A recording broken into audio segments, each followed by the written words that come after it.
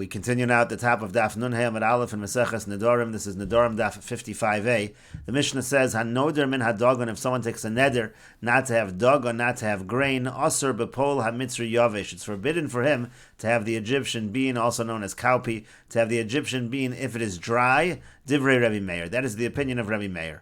The Chachamim omer, and the Chachamim say, "Eino aser ela bechameshes haminim." It's only forbidden for him to have the 5 species, meaning wheat, barley, oat, spelt, or rye, but it would not be forbidden for him to have the pol hamitzri yavesh. And the Mishnah continues, Rabbi Meir says, Hanoder min hatzvua. If somebody takes a neder not to have tzvua, if that's the way he phrases it, so then eino asr ela mechameshes haminin. Then the only thing that's forbidden is the 5 species of grain. Aval hanoder min hadogon. But if someone uses the term dogon when he makes the neder, he says he's not going to have dogon, asr bakol, then it's asr in all kinds of grain, even beyond the chameshes haminin. Umutter beperos ha'ilon uviyarak. However, it's mutter for him, it's permissible to have the fruits of the tree and the vegetables. And the Ran over here explains, Hanoder min hadogon, asr bepol hamitzri yavesh, the kevan de midgon sha'osin mimenu dogon. Since they use the pol hamitzri yavesh to make dogon, to make a grain, svira leila Rabbi Meir, the dogon mikri. So Rabbi Meir holds that it's referred to as dogon, and it is included in the neder, according to Rabbi Meir. And the Gemara says, L'meimer, does our Mishnah mean to say, the dogon call it the midgon mashma, that the word dogon means anything that can create a grain? Meisiv Rav Yosef. Rav Yosef asks the following question. The pasuk says, this is a pasuk in Divrei Hayomim, the pasuk says, V'chifrod sadavar hirbu b'nei Yisrael reishes dogon tirosh v'yitzar v'chol tvua sada l'rov. It's talking about the fact that at that time, the Bnei Yisrael, they brought all kinds of, they brought meiser from all kinds of different produce.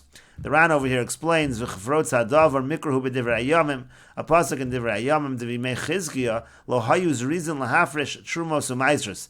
During the times of Chizkiah, the people were not so careful to separate trumas and meisres. Amar Chizkiah b'tikein, so Chizkiah made a takana, sheyaviu osam beis Hashem, that they should bring them to the Beis HaMikdash.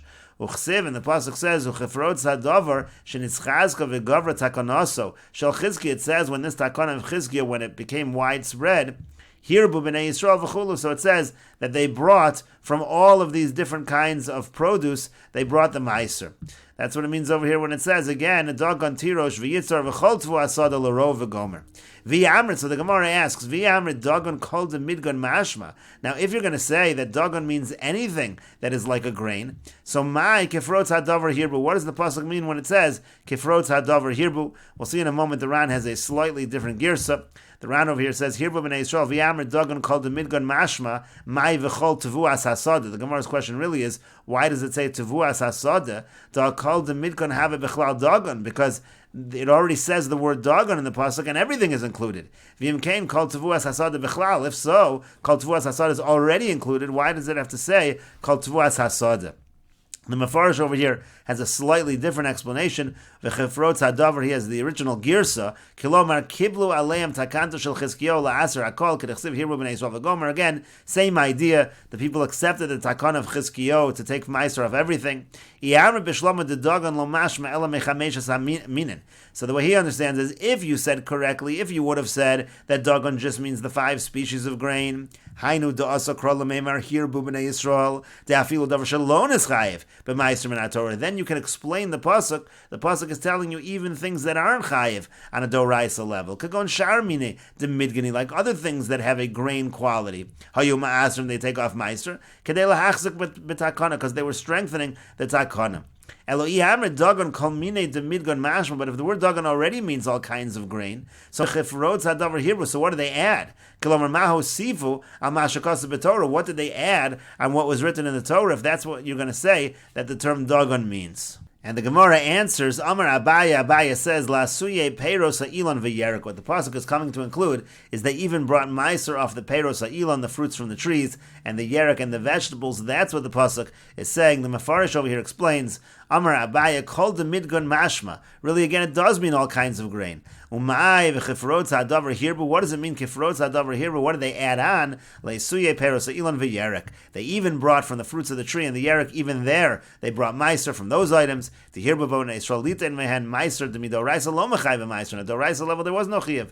Elamidi the midgon accepts something which is generally brought up into a pile like a grain. To lo mashma elam mechameshas minin. That's mashma only from the chameshas aminim, and they added this as well. They added the peros elon and the yerek. And the Gemara continues at the two dots. The Mishnah said, Rabbi Meir Omer, Rabbi Meir says, Hanoder min hatvua v'chulu. If somebody takes a neder from tvua, so according to Rabbi Meir, tvua means just the chameshas haminin.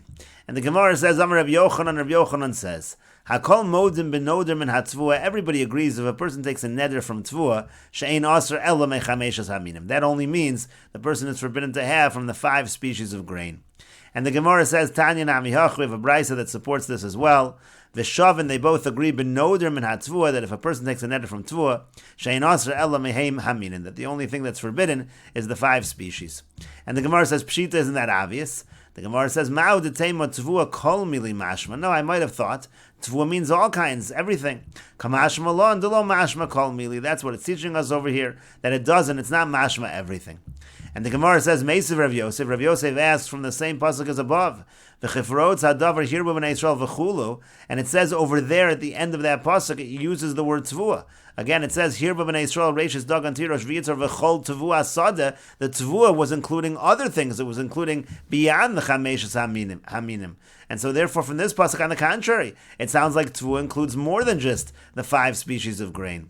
And the Gemara answers, Amar Rava says, Tavua l'chud, Tavuas sada l'chud. There's a difference between when it just says Tavua. Tavua is mashma only the chameshas haminim, but Tavua sada, that's different, that's mashma beyond the chameshas haminim. As the Mefarish explains, Tavua stam lo mashma ela me chameshas minin. If it just says Tavua, that's the 5 species of grain. But Tavuas hasada mashma kol midi hagadol min hasada. But Tavuas hasada, that implies anything that grows from the field. And the Gemara continues, Bar Mar Shmuel, the son of Mar Shmuel, Pakad de Leitanon Tleisar Alfei Zuzah l'Rava. He instructed that they should give 13,000 zuzim to Rava, min alalta de Nahar Panya, from the crops that grew along the banks of Nahar Panya, of the river Panya. Sholcha Rava l'kamei de Rav Yosef. So Rava sent in front of Rav Yosef the following question. Alalta hechi mikriya. What exactly is referred to when we talk about alalta? Amar Rav Yosef said, Mas Nisani, it's a Mishnah. V'shavin benodim and hatvua. Everybody agrees when you say tavua, she'ein asur ela mechameshas haminim, that the only thing prohibited is the 5 species of grain. And so too, the term alalta is the same as the term tavua. It only refers to the 5 species of grain. That's what the instruction was, to give you from those crops. Amar le Abaye, so Abaye said to him, to Rav Yosef, mi dami, is that really a comparison? Tavua lo mashma ela mechameshas haminin. The term tavua, that it does imply only the 5 species of grain. But alalta kol mili mashma, but the word alalta, that sounds like any kind of crop. And the Gemara continues, Ahadru l'kamei de Rava, they returned with this answer in front of Rava. Amar and Rava said, Halo kami boili, that was never questioned to me.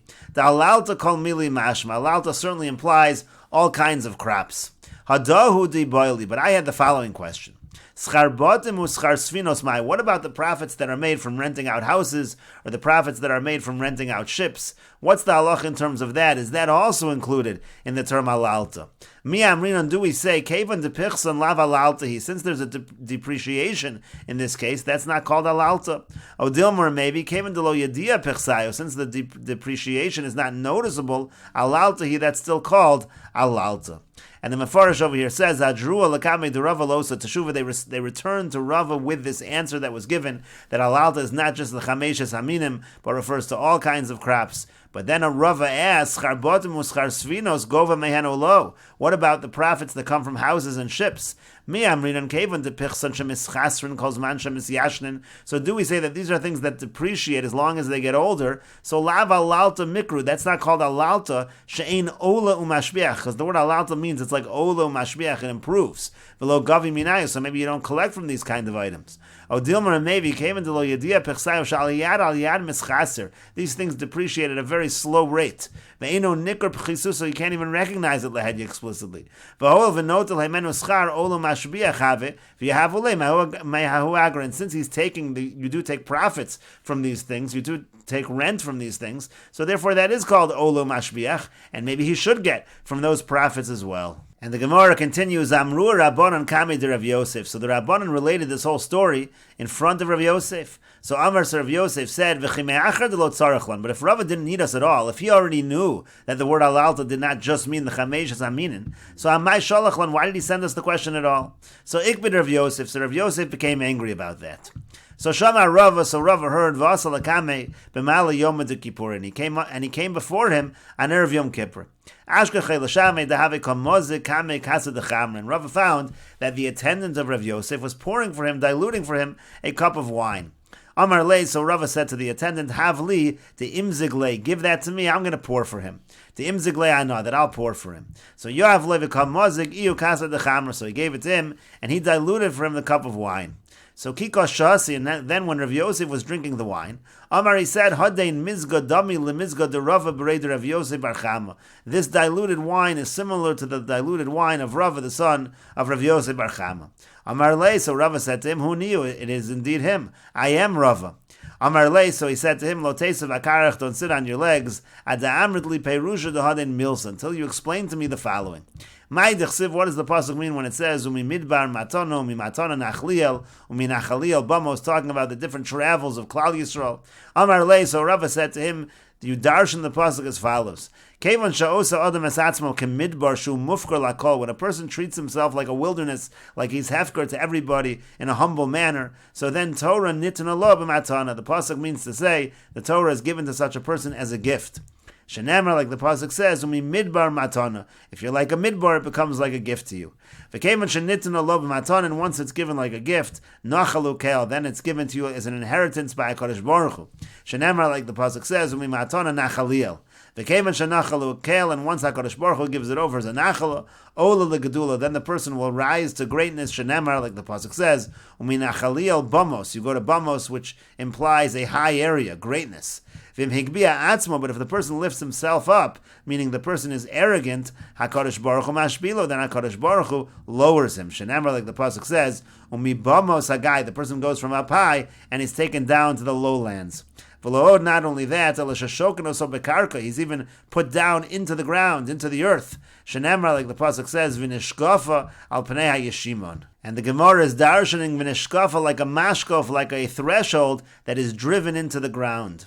And the Gemara continues, Vim Choserbo, if the person does Teshuvah, HaKadosh Baruch Hu Magbio, then HaKadosh Baruch Hu will lift him back up, and we'll continue with this discussion in the next video on Daf Nun Hey Amud Beis.